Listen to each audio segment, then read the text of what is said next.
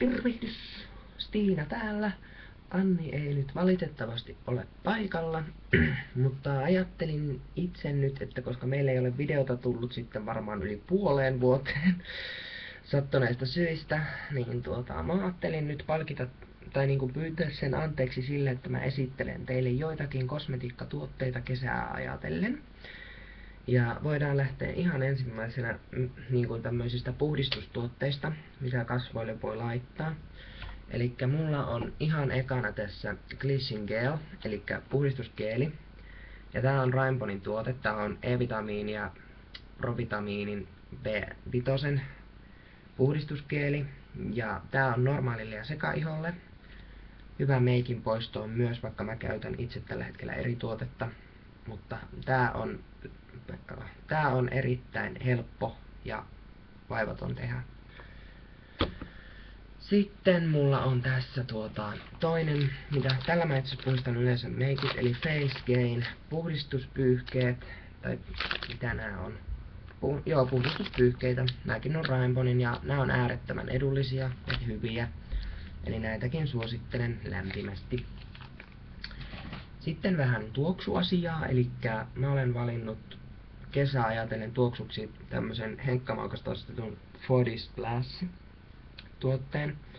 Ja tää on mulla nimellä Tropical Beach. Ja tää on äärettömän kevyt ja tuoksuu pitkään.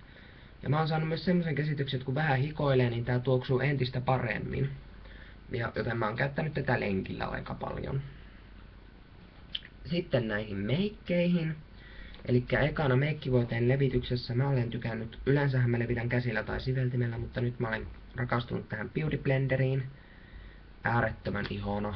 Kiitos tämän keksijälle. Mä en ymmärrä miksi se ei jossain vaiheessa mulla loistanut, mutta tää on äärettömän helppo käyttää ja niin edespäin, että tätäkin suosittelen kyllä kaikille. Sitten meikkivoiteena mä olen ruvennut taas käyttämään tätä Rimmelin Match Protection SPF 18. Mulla tää on sävynä 081 ja äärettömän kevyt ja ihana kesätuote. En vaihtais. Sitten puuterina mä olen käyttänyt Natural Gold by Lumene CC Color Conflicting, eli Shine and Redness Eliminator puuteria. Tää on Lumenen puuteri, tää on kaksivärinen puuteri, tää on kyllä nyt ihan naafti, mutta tää on äärettömän kevyt ja hyvä. Ja sitten poskipunalla on Henkkamaukan Blush Hair by Henkkamaukka. Ja mulla tää on sävy 0,25 OS, OC, tämmönen aika pinkihtävä, äärettömän hyvä, tykkään, suosittelen. Sitten kasvojen varjostukseen lisää Henkkamaukka-tuotetta eli Face Palette, ja tää on tämmönen aika iso ja edullinen, eli siellä on poskipunaa, sit siellä on shimmeriväri ja aurinkopuuteri. Ja näillä mä teen yleensä varjostukset ja valotan kasvot. Sitten mennään noihin. Itse mä voisin ottaa tän kokonaan tähän mulle. Sitten mennään kulmaväreihin. Tai kulmaväriin, eli mulla on Rimmelin Eyebrow Pencil. Ja sävynä 001 Dark Brown.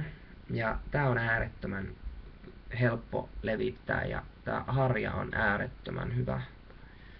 Siitä plussaa. Sitten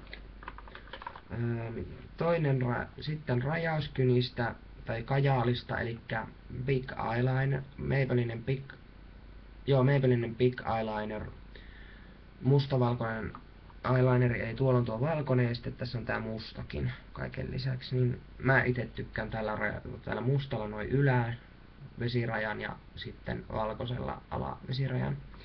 Äärettömän hyvä tuote. Sitten eyelinerina mulla on toiminut tämmöinen kuin Rimmeliltä tämmönen Sand Eyes. Scandal Eyes. Eyelinerikynä äärettömän nautinnollinen käyttää ja äärettömän helppo. Mä ajattelin ensin, että tällä joutuu oikeesti jynssäämään, kun tekee rajauksia, mutta ei kyllä tarvii. Tykkään. Sitten luomiväreistä. Ja nyt hypätään Seppälän luomiväreihin. Monet ajattelee varmasti, että Seppälän luomiväreet eihän niitä, nehän leviää naamalle ihan varmana, mutta nää ei kyllä leviä. Mulla on itellä näistä 2 palettia. Toinen on tommonen, minkä mä ostin. Toi eka on semmonen, minkä mä ostin juhlatilaisuuksiin.